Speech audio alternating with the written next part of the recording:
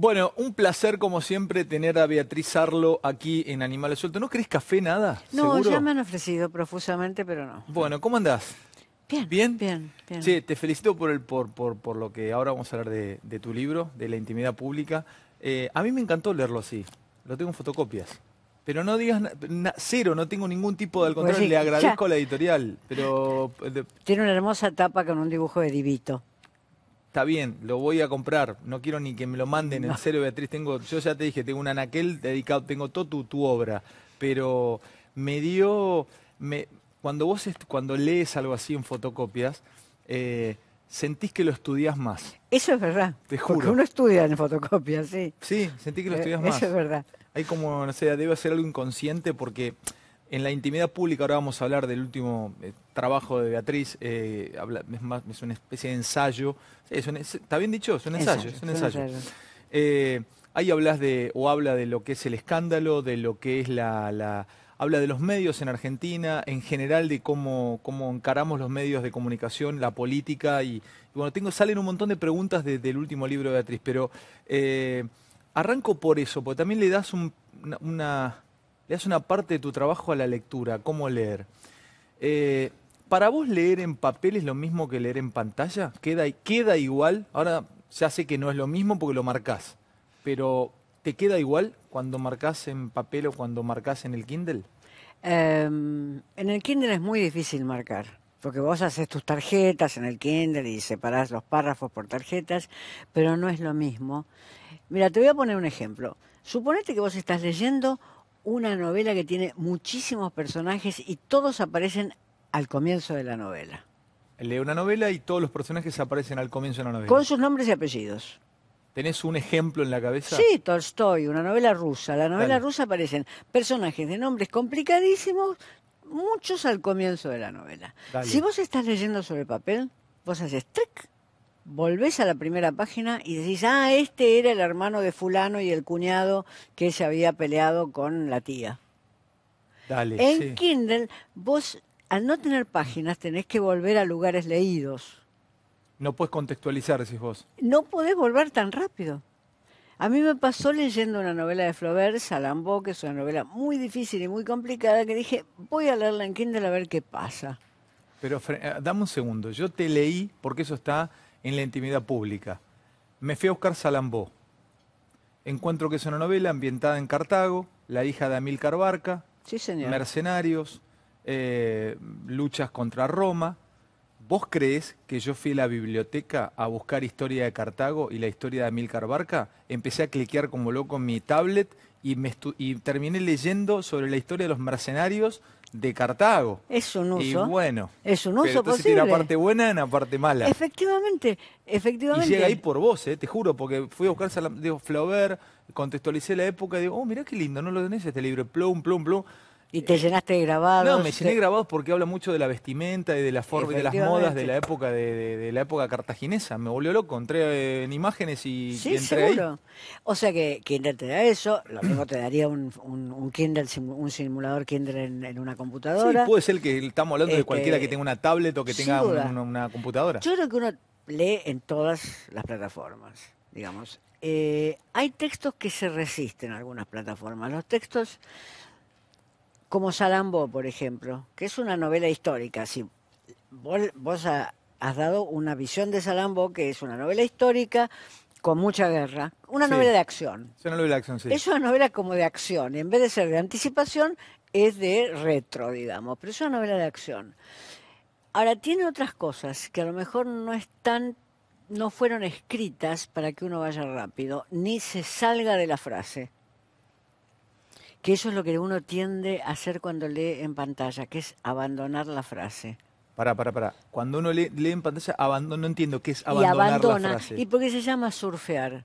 Ah, Vas- Bueno, eso es muy de web cuando leo noticias. sí, Voy por la superficie, no ingreso.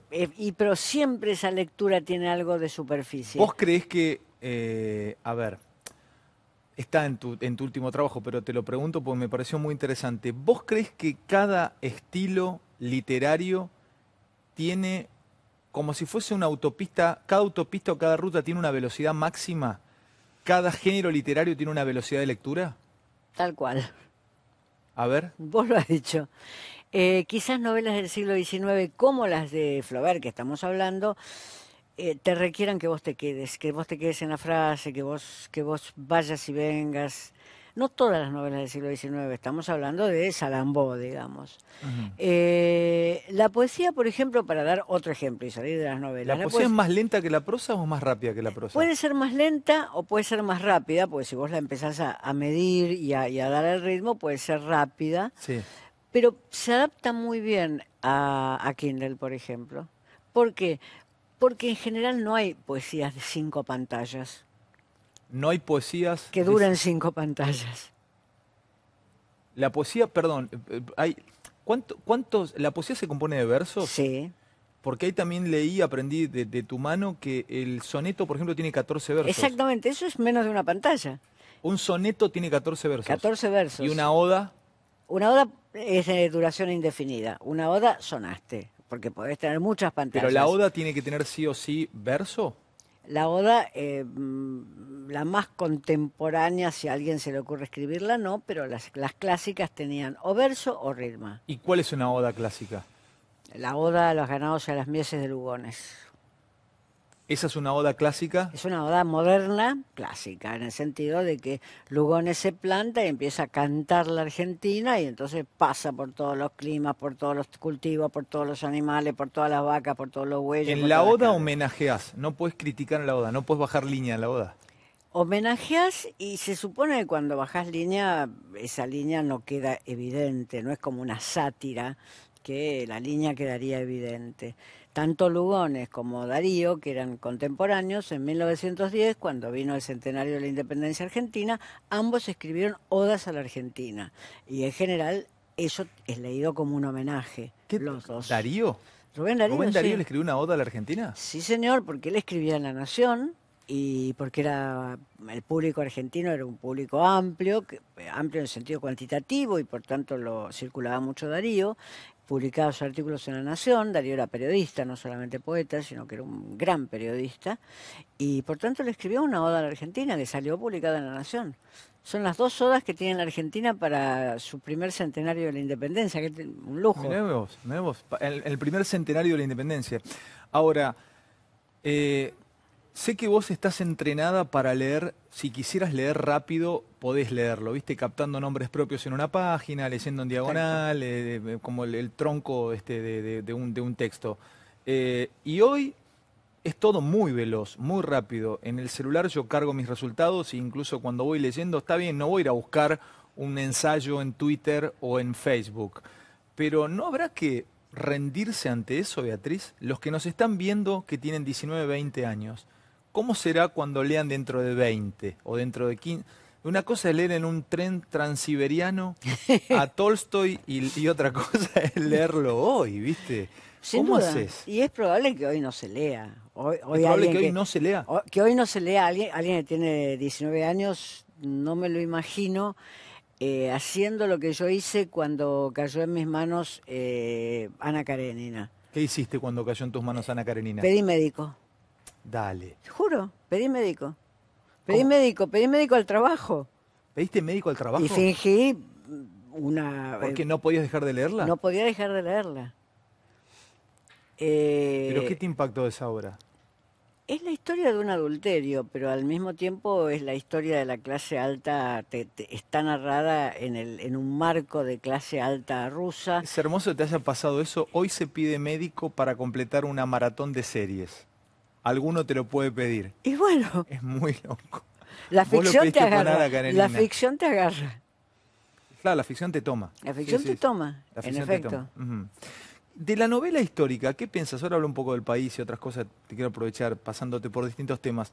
De la novela histórica, vos es que yo recuerdo, eh, hoy, el presidente hoy es fanático de Netflix, todo el tiempo habla de Netflix, más, en nuestra industria no gusta mucho eso, porque en los canales estamos produciendo televisión, estamos haciendo televisión y que el presidente promocione todo el tiempo Netflix nos cae medio raro, pero bueno, tiene todo el derecho a decirlo. En su momento él amaba una serie de libros que había sacado Valerio Manfredi, que fue uno de los primeros que empezó a escribir novela histórica en los últimos años, que escribía sobre la historia de Alejandro Magno. Se llamaba Alexandros, las arenas de Amón, o sea, desde el nacimiento de Alejandro hasta la muerte de Alejandro. Macri era fanático de esa novela de Manfredi. ¿Vos creés, digo, pongo la cosa de Macri, ¿te gusta la novela histórica? ¿Te parece interesante como género? Depende. Depende. No me gustan las novelas de divulgación histórica, sin duda, no me gustan. Ahora una novela sobre Cartago, pasado mañana una novela sobre Roma y al otro día una novela sobre el ascenso de Napoleón, no, en general no es buena literatura. Ahora, te voy a dar un nombre de un francés que yo mencioné ahora para el premio Nobel, como mencioné a Aira en Argentina y a este francés que se llama Echenós. Echenós escribió una novela cuyo nombre es Ravel, el músico. Y los elementos históricos están presentes. Esa novela me fascina. No me gustan las novelas históricas de divulgación, digamos. Para eso leo buena historia. Aira, ¿te gusta? Por ejemplo, el otro día me llegó Parménides de Aira. No, Aira es un gran escritor. Ujú. Gran escritor, jamás se plantearía él escribir lo que se llama una novela histórica. En general, los grandes escritores contemporáneos no escriben novelas históricas. Es un género que está más bien es un género que existe en la literatura comercial. Decime una cosa, Beatriz, el escribir un discurso para un notable, para alguien que tiene que discursar públicamente. El otro día hubo un cierto lío con alguna frase que refería o tenía alguna conexión con Mein Kampf, con mi lucha de Hitler. Lo había escrito, lo había dicho, lo había tuiteado, creo, Macri. Y bueno, hubo un revuelo muy grande en redes sociales. ¿Vos creés que quien escriba el que escriba un discurso para el presidente, hoy se dice que Rosisner es quien escribe o tiene, en cierta manera, en sus manos la comunicación presidencial de esas cosas? ¿Debería tener cuidado en el armado de un discurso o no? No me cae la menor duda. A ver. No me cae la menor duda, el discurso presidencial es la forma en que un presidente se comunica con los ciudadanos. El discurso tiene que ser pensado, tiene que comunicar exactamente lo que el presidente, sea yo partidaria de ese gobierno o no, quiere comunicar, no me cabe la menor duda de O sea, eso. le das importancia a un discurso presidencial, no es liviano para vos lo que va a comunicar en un discurso. Por supuesto que le doy importancia. Y vos fíjate que en los países que nosotros respetamos, ciertos países europeos, etcétera, los discursos presidenciales no son reemplazados por intervenciones en Twitter. Los presidentes hablan. Cuando inauguran la Asamblea Nacional, hablan y dan discursos que tienen peso ideológico y peso político. ¿Lees alguno de esos discursos? ¿Has analizado últimamente algún discurso de ese tipo? O sea, ¿tienen peso realmente los discursos? No sé, pienso en un Macron o en un Trudeau. Los discursos de Macron son discursos muy cultos. Es posible que en este momento Macron sea de los presidentes cuyos nombres conocemos, sea el presidente más culto. Él es un graduado de las mejores escuelas de formación, escuela en el sentido universitario, ¿no? Como se dice en Francia, de las mejores escuelas de formación que hay en Francia. Para entrar a ellas tenés que hacer unos exámenes de admisión que podés fracasar una vez, que creo que le pasó a Macron, y entrás en la segunda después de martirizarte durante 4 años al terminar el colegio secundario, y después pasás 3 años y medio o 4 en esas escuelas. Él se graduó de eso. Y lo que él eligió para sacarse como la foto presidencial, viste que los presidentes siempre sacan una foto Sí. presidencial, lo que él eligió para sacarse una foto presidencial fue en su escritorio, apoyado así en la mesa de su escritorio, con 2 grandes novelas francesas del siglo XIX. Ese es el mensaje que comunicó. Pero para vos lo hizo adrede. Por supuesto, estaban colocadas simétricamente, obvio. Sí. Comunicó Macron Comunicó con 2 libros, la foto presidencial tenía 2 novelas del su siglo respeto, XIX. su respeto por la gran tradición cultural francesa. Mirá vos, pero eso Y es un presidente conservador de ideología, yo te diría bastante parecida a la de Macri, es un presidente liberal de derecha. La ideología es bastante parecida, o sea que no tiene que ver la ideología, tiene que ver con el saber y la formación. ¿Qué significa ideología? Ideología es el sistema de ideas, imágenes, conceptos con los cuales vos armás tu interpretación de la realidad y tus conductas. ¿Podés pasar por la vida sin tener ideología? No. Cuando te dices... No, todo el mundo Pero tiene para, ideología. Sería discriminatorio pensar que podés pasar sin ideología. soy un ser, como te dicen, soy un ser sin ideología, desideologizado, es Eso imposible. mismo es una ideología. Es muy buena. Eso Eso lo mismo es una ideología. Eso mismo lo es. Es decir, es rechazar la idea de que uno puede tener posiciones partidarias o posiciones de creencias fuertes en el mundo. Entonces, rechazar esa idea, soy un ser sin ideología, eso mismo es una ideología. Ujú. En estas horas llegó Bolsonaro, o va a llegar, casi con seguridad al poder en Brasil. Podría pedirte básicamente un análisis general de Bolsonaro, pero te voy a hacer dos preguntas concretas sobre Bolsonaro. La primera es, ¿qué crees vos que compone el voto a Bolsonaro? Digo, no como categoría o sujeto político del que lo votó. ¿A quién moviliza a Bolsonaro? ¿Qué compone o qué hay en el acto de poner un voto a Bolsonaro? Y la segunda pregunta es, ¿por qué irrita que se compare a alguien con Bolsonaro? Me ocurrió hace 3 días, se me ocurrió decir ahí al aire que veía algunas similitudes de Patricia Bullrich con Bolsonaro. Me rompieron en pedazos. No me contestó Bullrich públicamente, pero creo que pasó a esto. O sea, en redes sociales, en mensajes. O sea, dije, bueno, pero pará, tampoco la comparé con un dictador X, o sea, la comparé con Bolsonaro. Bueno, Bolsonaro dice que hay 3 B. Biblia, buey, es decir, carne y bala. Se puede estar de acuerdo o no con Patricia Bullrich, pero no me la imagino diciendo que su vida está regida por 3 B. Biblia, carne y bala, buey y bala. Es por eso que me parece que tocaste las comparaciones son siempre complicadas y ahí tocaste una esfera sensible. O sea, Bolsonaro, o sea, está bien, entonces háblame de Bolsonaro. Tal vez yo no había, tal vez no entendí todavía que es un personaje muy complicado, muy especial, demasiado diríamos. es un personaje que yo diría que más interesante que él es pensar cómo se ha producido un alejamiento de los ciudadanos respecto del mundo político. Yo creo que eso es más interesante de pensar, porque una vez que ese alejamiento se produce, el lugar lo puede ocupar Trump o lo puede ocupar Bolsonaro. Hay un alejamiento Hay un alejamiento de los ciudadanos que se sienten, por diversas razones, se sienten desafectados de lo político. Y eso es una mayoría o una primera minoría fuerte en muchos países. Entonces, lo que Bolsonaro está interpretando, bueno, no creo que se lo haya propuesto de este modo, pero lo que la ideología de Bolsonaro y las declaraciones de Bolsonaro están hablando es de ese alejamiento de los ciudadanos. Hay una frase muy interesante en la revista Piauí, que es una gran revista brasileña, en la cual una chica negra y pobre dice, mis padres siempre votaron al PT, pero cuando vieron que había algunos del PT presos por corrupción, lo votaron a Bolsonaro. ¿Eso qué quiere decir? Que sus padres se alejaron de un partido y dirigentes políticos que incluso habían mejorado mucho sus condiciones de vida.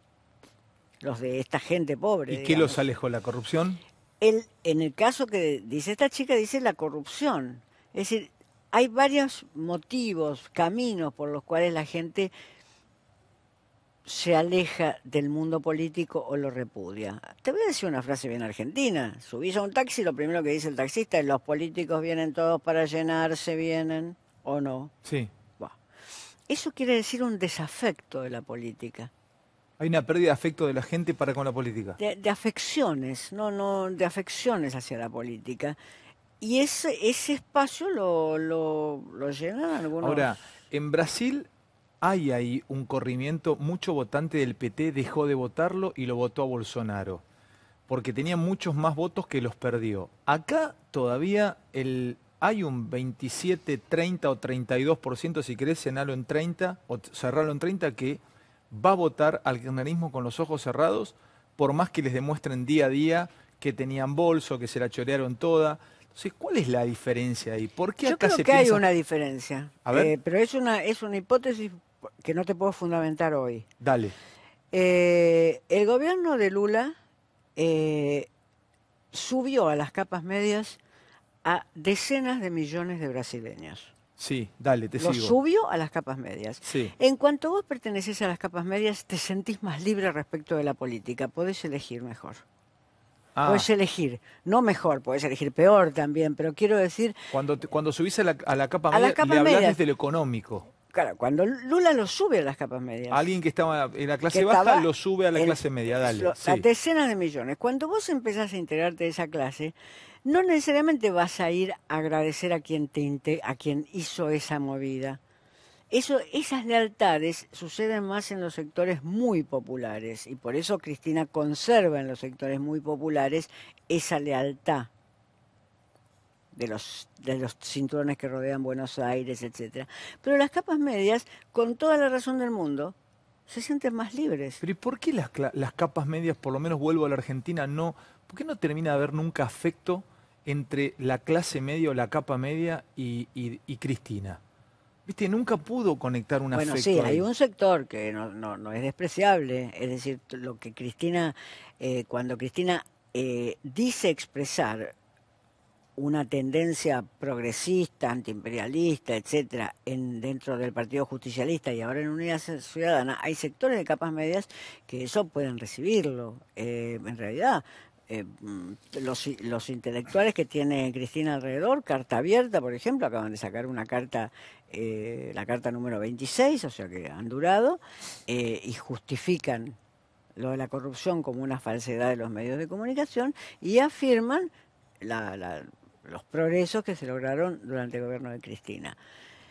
O sea que hay sectores de esas capas medias que pueden sintonizar con el cristinismo, porque si no, no hubiera tenido las votaciones que tuvo en 12 años. Claro, sí, Uno evidentemente, claro, conectó y recibió el voto ahí. Eh, Algo que en el último tiempo ocurrió y aparece mucho en la intimidad pública es el escándalo. Eh, Vos ponés ahí en tu libro, a mí me sorprendió gratamente saber que vos seguís algunos escándalos de la farándula, tampoco le vas a dedicar horas, pero vos te tomás tu tiempo para leer Revista Cara, Gente, Paparazzi, Pronto, vos lees y estás informada de lo que ocurre con tal famoso o con el actor tal o la actriz tal. Ese escándalo que muchas veces es enriquecido por el rumor o por el chisme en ese mundo, en el mundo de la farándula, ahora se corrió a la política. Antes no había este tipo de escándalos en la política. A ver, te cuento de mi parte. Yo vengo del periodismo deportivo. Yo nací como periodista deportivo. Y luego pasé 5 años por el periodismo del espectáculo, porque yo hacía Animales Sueltos y venían vedettes, actrices, actores. Y me encuentro con que me es muy fácil entrevistar a políticos con herramientas del periodismo deportivo y herramientas del periodismo de espectáculo e incluso analizar temas con Santoro que viene de Clarín, con Zunino que dirige Noticias, con Javier Calvo que dirige Perfil, con elementos que yo traigo de cuando discutía con las hermanas Pombo sobre si iban a ir a Carlos Paz o a Mar del Plata, si salían con tal o tal famoso. El otro día lo de Carrió fue notorio, o sea, cuando vos le entrevistás a Carrió, Beatriz, la entrevistás con el mismo sistema que podés entrevistar a una Gran Hermano. O sea, pone el micrófono y sale y la nota rinde. Y mide en televisión, genera una cosa de lo sentás y rinde. ¿Qué pasa con el escándalo? ¿Llegó a la política? ¿Llegó a la justicia? O sea, ¿es inherente al ser humano y ahí va a llegar en algún momento? Pero hay una diferencia muy fuerte entre Carrió y una integrante de Gran Hermano que después fue 7 veces a una disco, se puso 10 veces la ropa que le iban pasando y así de seguido. No, hay una diferencia. Al margen de que yo estoy muy poco de acuerdo con las posiciones de Carrió, pero no es esa la pregunta, Carrió se sostiene en la política argentina, por lo menos desde la constituyente de 1994. A ver. Claro, entonces Carrió está en la política argentina, sí, dale. se sostiene ahí. ¿Y qué significa que se Eso sostenga? significa que ella tiene una serie de cualidades. Tiene 25 años en la política. Efectivamente. Los de Gran Hermano caen como muñecos. Y Carrió sigue. Y Carrió sigue. Entonces ahí los escándalos de Carrió, que sea una figura escandalosa, que ella más bien le fascine plantearse mediáticamente como alguien que rompe las reglas del juego, de las buenas modales, mediáticos, etcétera, y ese es su estilo, no la pone nunca en correlación con una serie de muñecos que a lo largo, desde 1994, no solamente no pueden soportar el envejecimiento, es decir, eso ya es algo que no te hace comparable los escándalos mediáticos con los escándalos de ¿Y Carrió. por qué se sostiene? ¿Cuál será ¿Qué lees vos en Carrió? ¿Por qué Carrió siempre está ahí, siempre está actualizada y siempre está en la centralidad de la escena?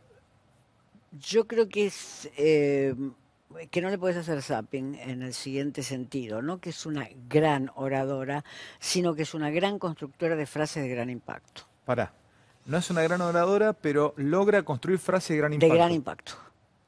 ¿Eso Entonces, para vos lo aprendió o es innato? no sé. Pero lo logra. Cuando declara, Yo creo que eso no se aprende, se perfecciona, pero no se aprende. se Se perfecciona. perfecciona, es como una habilidad ¿Lo deportiva. sabrá eso lo sabrá ella? Pero por supuesto, lo sabe, lo explota, sabe cómo dosificarlo, por supuesto. Pero es como una habilidad deportiva, es decir, vos tenés que tener algo, después podés perfeccionar ese algo, pero eso primero, el repentismo, la velocidad de la visión, la forma en que vas a correr eso primero lo tenés que tener. Yo creo que Carrió lo tuvo. Digo, me gusta, hay momentos en que coincidí con sus ideas y otros momentos, como es el actual, que no coincido en nada. Aún así, no se puede dejar de reconocer que si está en la televisión no le podés hacer zapping. No le puede hacer Safi. Es increíble. Es el único político argentino, digo, él o la única, en este caso es una mujer, es el único político argentino al cual vos no podés hacerle zapping. Entonces eso es un gran capital, por eso el gobierno tiene tanto miedo y la trata con tanto cuidado, digamos, pero eso es un gran capital político. ¿Y vos te imaginás a un, a un personaje de pronto como Marcelo, como Tinelli en la política? ¿Qué crees que... A ver, Yo hoy... espero que no. Yo espero que no. Y te voy a Para, ya me explicar. decís un título hermoso. ¿Por qué esperas que no, Yo espero Beatriz? que no, A porque ver, sabés que cuando yo necesite que me operen del apéndice o del cerebro, quiero un cirujano diplomado. Si es posible que haya estado bastante tiempo en un gran servicio universitario como el Hospital de Clínicas y que después haya tenido una práctica completa. pero si hay una desafección de la sociedad con la Bueno, política, es no una, se, no se arregla, no se arregla acentuándola, no se arregla acentuando se eso. arregla planteándose el problema. Una cosa es que vos digas, bueno, como la sociedad está desafectada de la política, traemos a Marcelo Tinelli, a todos los que bailan en bailando por no sé qué, y así es seguido. Eso no se arregla acentuándolo. Ya lo vimos con Palito Ortega. ¿De qué sirvió hacerlo gobernador de Tucumán? De nada. De nada sirvió. No, la política es algo... Si vos querés que te operen el apéndice, vos querés un cirujano, ¿no? No Sí. querés una persona que sí, que vio varias operaciones, incluso a él lo operaron, fíjate, y si pasó por esa. No, vos querés un cirujano. Sí, yo quiero un cirujano, pero los cirujanos que me vienen operando, yo tengo 47, desde que tengo uso de razón, no la pego ninguno. Me agarran virus intrahospitalario, me tienen que hacer transfusiones de sangre, cada 10 años tengo un Eso, shock y termino en terapia intensiva 2. No la pegaron, ¿eh? Todo en diplomado. términos generales, yo diría que si eso le hubiera pasado a la población argentina, estaríamos todos muertos, porque incluso no tendrían las condiciones de recursos sanitarios que tenés vos. O sea que, en general, ¿por qué se quiere tener médicos diplomados? Porque son médicos que han estudiado 6 años la carrera de medicina, han hecho la residencia, han practicado en hospitales y tienen cierta experiencia. Pero abrís una puerta hermosa y reabro la de Francia. Entonces, convengamos que en Argentina no hay escuela de políticos. Sí, los partidos han sido una escuela de políticos, sin duda, ¿Pero sin duda. dónde se forma Macron? ¿Dónde se formó Macron? Macron fue ministro de Economía de Hollande. Bueno, está bien, pero ¿cuál es su formación? Macron tiene 40 No, años, está claro, tiene 40 años. pero ¿por qué no? A ver, pensemos en los políticos de Argentina. A ver, bueno, está bien, Macri entonces, Macri no tiene formación política, es un técnico que ha llegado a la política, no tiene formación política, pero los políticos argentinos tiene una formación. Pensá en Frigerio, pensá en Rogelio Frigerio. ¿Por qué todos los gobernadores, todos los que tienen un problema en las provincias, por qué quieren hablar con Frigerio? ¿Por qué Por- lo declaran? Porque lo declaran, no, porque con Frigerio es fácil hablar, porque con Frigerio podemos Te podría negociar. decir algo de Barrio, porque es piola. Y es piola políticamente, es un tipo que tiene No, política. ¿sabés qué? Tiene política porque viene de la política, porque su abuelo era político, porque se crió en un ambiente político. Yo lo he conocido a Frigerio Pero ¿qué es la hace... política entonces? Dame una La definición, política son, qué es la la política? política son los partidos políticos y las instituciones políticas. Cuando hay dictadura, no, tenemos Bolsonaros o proto-Bolsonaros, pero la política son las instituciones políticas y los partidos políticos. Fíjate cómo maneja Monzó la Cámara de Diputados, es excelente su manejo de la Cámara de ¿Marcos Peña Diputados. es política? Posiblemente se transforme en ¿Vidal es política. política? Es una nueva forma de hacer política, sí, yo no... Me gustaría verlos en 10 años, porque ¿sabéis qué pasa? Qué bueno eso. ¿Te gustaría verlos en 10 años? ¿Para qué? ¿Qué te gustaría ver en 10 años? ¿Comprobar qué cosas? ¿Qué aprendieron? Sí, además de timbrear, ¿qué aprendieron? ¿Qué aprendieron? La política es un aprendizaje permanente. Fíjate vos, Alfonsín llega a la presidencia de la República después de una dictadura militar. Lo que tuvo que aprender aceleradamente, siendo miembro de un partido tradicional político, lo que tuvo que aprender aceleradamente en los 2 primeros años de gobierno fue enorme. No es todo un cara a cara y así como te quiero y así como me preocupás y nosotros queremos tu felicidad. No es todo así la política. Fíjate la política en el mundo, sobre todo en los países a los cuales decimos que nos queremos parecer, porque si no, no diríamos que nos queremos parecer a ciertos países. Fíjate los políticos uruguayos, chilenos, para no estar siempre hablando de Escandinavia o de Francia. Fíjate el aprendizaje político, desde un Piñera, Chile, que es un político liberal, de derecha, etcétera, un Bachelet, o el Frente Amplio, o Sanguinetti, el político del partido de centro y liberal de centro en Uruguay. Tiene una formación política y no ha fracasado ninguno de ellos, por el contrario. Claro, pero bueno, esta gente llegó a la política diciendo que estaban vaciados de política. Eso era su principal carta de presentación. Estamos vaciados de política. O sea, Es como si yo dijera que estoy vaciada de estatura. Mido 1,53 y estoy vaciada de estatura. Mira, pero ¿sabés qué? Es repiola que yo lo diga. es muy bueno. Estoy vaciada de estatura, es buenísimo. Es una frase, pero no significa... Pero lo que significa es que cuando uno no tiene algo, puede hacer bandera con eso, o más bien reconocer que eso es una ausencia y ver cómo se arregla. Em, Te quiero preguntar sobre Twitter, porque en la intimidad pública, tu último libro, haces un paso ahí sobre Twitter, haces una diferencia entre Twitter y Facebook y hablas de redes sociales. 140 caracteres. ¿Cómo lo tomás vos? ¿Qué crees que es redes sociales? ¿Qué crees que es Twitter? Porque dentro de Twitter hay construcciones. Por ejemplo, los trolls de Marcos Peña. Y uno se imagina que es un ejército donde Marcos Peña está como Doctor Cerebro, el enemigo de Batman o Lex Luthor, de Superman, Lex Luthor, Bloom Bloom. ¿Qué es Twitter para vos? Ya con varios años ya de esta red social, ya no es algo nuevo, ya tiene más de una década entre nosotros. ¿Qué significa? ¿Qué crees que es? Bueno, en principio, afortunadamente, no son solamente los trolls de Marcos Peña ni de nadie, porque si no sería un infierno eso. Digamos, afortunadamente, es también una red donde hay mucha gente que está opinando de política en diferentes niveles y está opinando de otras cosas. Si bien Twitter es, como vos sabés bien, la plataforma más politizada y Facebook es la plataforma más vida cotidiana y aquí pongo la foto del casamiento de mi prima Sí. para que me envidie todo el mundo, etcétera. Facebook es la plataforma de la envidia y Twitter es la plataforma de la discusión, Es digamos. hermosa esa definición. Facebook es la plataforma de la envidia. Claro, la gente saca las fotos preciosas así, aunque no sea preciosa, y va. Pero es un espacio de debate público.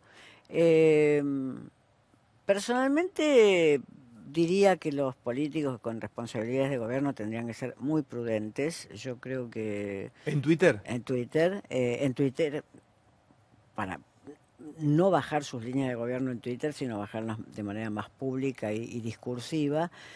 Trump es un ejemplo de la imprudencia de alguien en Twitter. Bueno, se sabe. en Politico.com, que es una extraordinaria plataforma política de Estados Unidos, ¿Cómo se periodística. llama? Politico.com. Político como en castellano.com. Es una extraordinaria plataforma política de ¿Qué puedo Estados Unidos. encontrar en politico.com? El comentario cotidiano de la actualidad norteamericana, cotidiano. Ujú. Extraordinaria plataforma.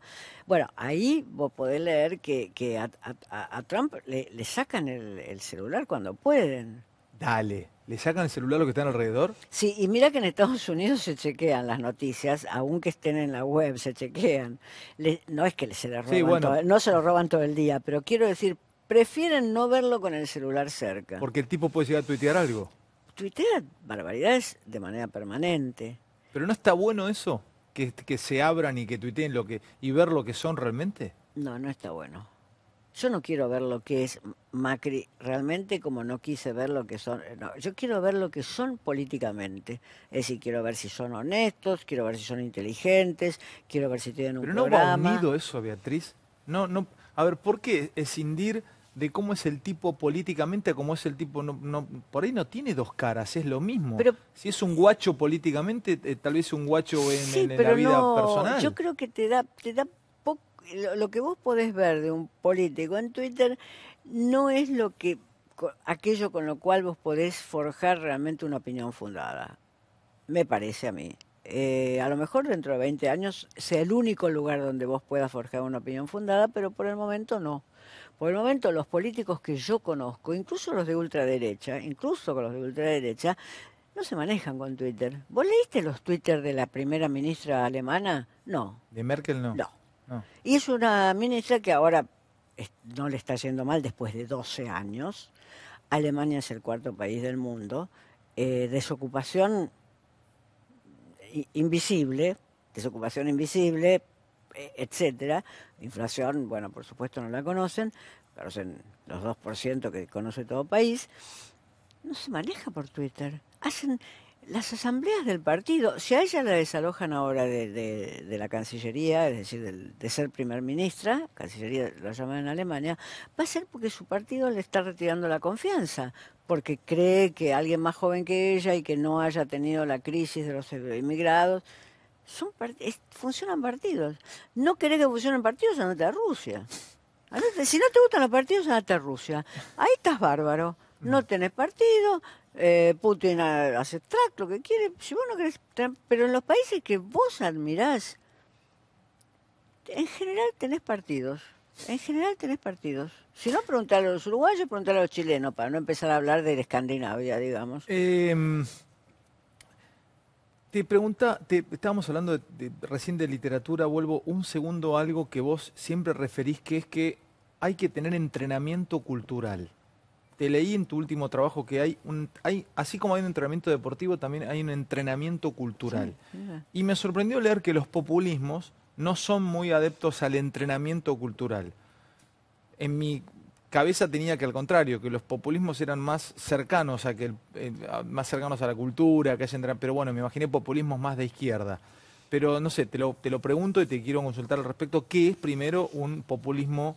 ¿Qué es un entrenamiento cultural? ¿A qué llamas eso? El entrenamiento cultural es el conjunto de operaciones por las cuales a lo largo de muchos años las personas, los que empiezan por la niñez, digamos, reciben los instrumentos con los cuales pueden después hacer sus elecciones culturales. Sean sus elecciones culturales el Zumba o Gustav Mahler. Pero, Para. ¿Desde chico recibo entrenamiento cultural? efectivamente, desde el primer grado de la escuela, vos recibís un entrenamiento cultural. Estás hablando entonces a la educación.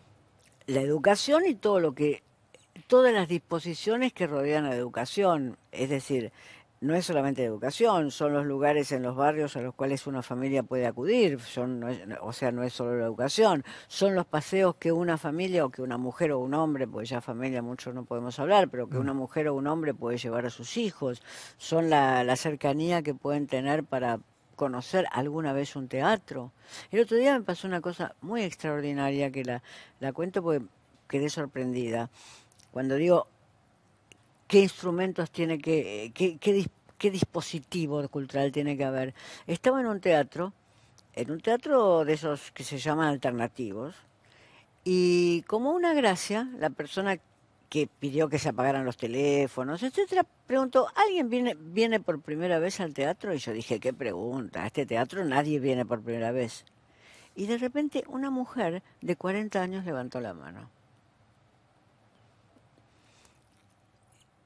Eso quiere decir, no que esa mujer fuera una víctima, por algo está ahí en ese teatro viendo eso con unas amigas, etcétera, sino lo que quiere decir es que todas esas instituciones, espacios, construcciones incluso materiales, son parte de un entrenamiento cultural.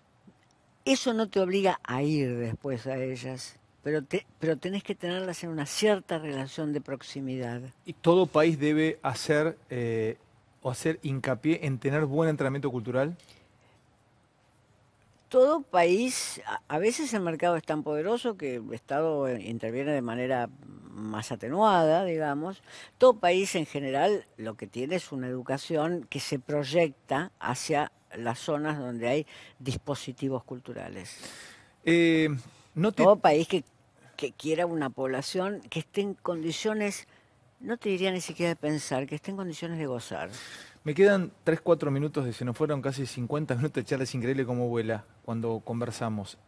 No te tuve, después de haber tenido la charla en donde sale una frase que marcó, creo, te diría un poco el año político, estaba sentado en tu misma silla, cuando Alfredo Casero habló del flan. Sí, lo vi. Claro, En YouTube. claro, bueno, pero tuiteó Macri, se hizo una marcha a los 3 días, el otro día todavía una manifestación en calle creo Corrientes, llevaron un flan grande, el gobierno es el flan.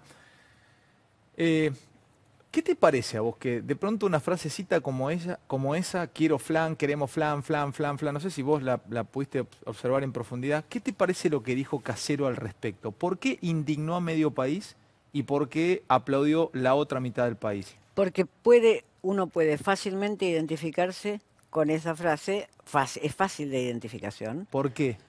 Porque, claro, quiero flan, ¿qué quiere decir? ¿Y qué quiere decir? No sé, quiere decir, pero el flan no es un elemento necesario para la subsistencia, pero a la vez es alimento. Sí, pero hubiera podido decir también budín de chocolate y uno podría decir sí, porque el chocolate tiene vitaminas. Quiero decir, es una frase de fácil identificación, ya sea a favor o en contra. Eso es lo que la política debería en un punto proveer. Es decir, discursos en los cuales la identificación pudiera procesarse, sin esperar que se lo procesen desde afuera, porque con Quiero Flan lo único que puedes hacer es, qué sé yo, ir a la Serenísima y ver si te lo fabrica. Claro. No tenés otro camino, pero son frases de fuerte poder de identificación. Ujú. ¿Quién no entiende Quiero Flan? Sí, por eso tiene que haber sido tal vez el impacto. Sí, dicho por un actor cómico que es muy conocido, repetido hasta el cansancio por las redes, porque las redes son por ahí, no repiten algunas frases que pueden haber sido más interesantes de un político y te repiten eso hasta el cansancio. Ahí tiene que ver con qué tipo de docencia pública hacemos con la política. Siempre me doy mi gusto personal como te tengo aquí enfrente, Beatriz. El otro día te pregunté qué significaba paroxismo y me explicaste. Tengo muchos amigos que me dijeron, qué bueno, le preguntaste, otros le hubiera dado vergüenza preguntar porque me trataron de bruto, no saben lo que significa la palabra paroxismo. Hoy quiero saber qué es la palabra o qué significa una hipálaje, ¿está bien dicho? Sí. Hipálaje. ¿Qué es una hipálaje? Que vos escribís justamente que se usa mucho la hipálaje hoy. Borges sobre todo la usa mucho, pero también la usa mucho en este mundo que estudié en el libro. La hipálaje es cuando un adjetivo se desliza hacia un sustantivo que no es el que naturalmente le correspondería en la frase. La usamos mucho, usamos Nosotros hipálajes. no, son, No. son difíciles de usar, pero si vos decís los desvelados discípulos de Pitágoras, no hay hipáleje, porque vos te imaginás que la gente que lo escuchaba a Pitágoras después quedaba desvelada. Pero si vos decís la desvelada noche de los discípulos de Pitágoras, Claro, estás corriendo Ahí corres el el adjetivo. desvelo, claro. Ahí le corres. Eso es un hipalaje. Eso es un hipalaje. A veces el adjetivo se corre mucho y eso hace que sea muy elaborado el verso y a veces se corre menos. Pero es cuando vos no estás poniendo exactamente el adjetivo en el sustantivo que le corresponde. Ujú. Y la última, y ahora sí vendo, ¿puedo? La última cortita. Vos entiendo por lo que escribís allí que uno de los éxitos, no sé si éxito, pero de lo que ocurre con Borges es que en Historia Universal de Infamia escribía en el sitio cultural de un diario. Creo que Un era gran la diario, crítica, un en gran crítica, diario. claro. Y que de pronto Arlt no escribía Roberto Arlt en la parte cultural o en el suplemento de cultura. Tal cual. ¿Y que eso significó que uno fuese un poco más valorado que otro en ese punto? No, no, No. no. Tuvieron distintos públicos. Ese suplemento cultural de crítica en el cual escribió Borges en la década del 20, 30, digamos, ahí en ese borde, duró poco. Mientras que duró poco, el diario siguió existiendo, hizo un experimento con grandes autores, jóvenes en ese momento, pero después ya no. Mientras que él escribió en un diario que era la máquina periodística de ese momento, que era El Mundo. Entonces ahí eso duró mucho y conformó muchos lectores. Yo siempre me he preguntado quién entendía los cuentos de historia universal de la infamia que Borges publicaba en crítica. Los amigos de Borges debía ser. Mientras que Arlt tiene esa capacidad que tienen solo algunos grandes escritores, que atraviesa todo el espectro. Los muy alfabetizados, los menos alfabetizados, los más refinados, atraviesan mucho el espectro. Cualquiera entiende Arlt. Casi cualquiera, sobre todo en el nivel de lectura de los lectores de crítica, que eran como si vos estuvieras hablando, y del mundo, del mundo, que era como si vos estuvieras hablando hoy el lector de un gran diario. Bueno, ¿cuánto llevamos? Yo me colgué, es increíble. Parece que llevamos... ¿En serio me decís? Pequeño corte y ya nos despedimos en este día feriado, lunes, con Beatriz Arlo, un lujazo que nos damos en la Noche de América. Ya venimos.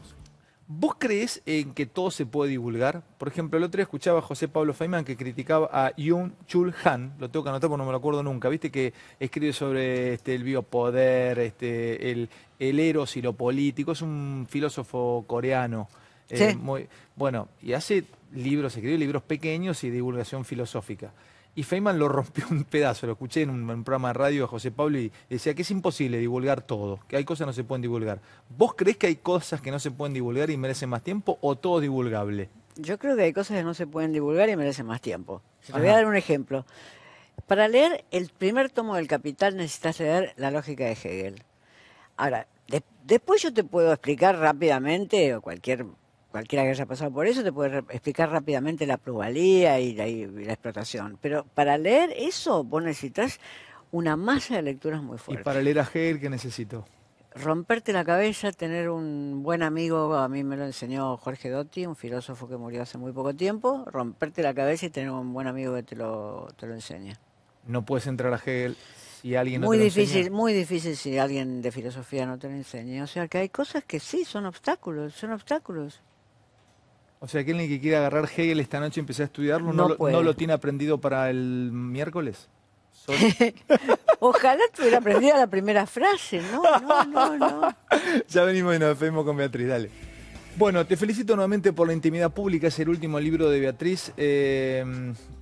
Lo último y cortito. ¿Vos a los bestsellers los respetás? Cuando vos tenés un bestseller en tus manos, ¿te parece, ya por el hecho de tener el sello bestseller, lo mirás raro o no? No leo bestseller. Vos fíjate que todos los meses salen un montón, salen 2, 3 novelas argentinas que me interesan mucho. Salen 10 novelas extranjeras que pueden interesarme. No leo bestsellers. Ujú. No leo bestsellers, es así. Pero yo creo que es un derecho ese. Leer bestsellers es un derecho y no leerlos también es un derecho. Me despido con esa frase hermosa. Gracias por venir, Beatriz. Siempre es un placer tenerte. Bueno, gracias a vos. Gracias por todo. Nos vemos mañana. Chao, descansen.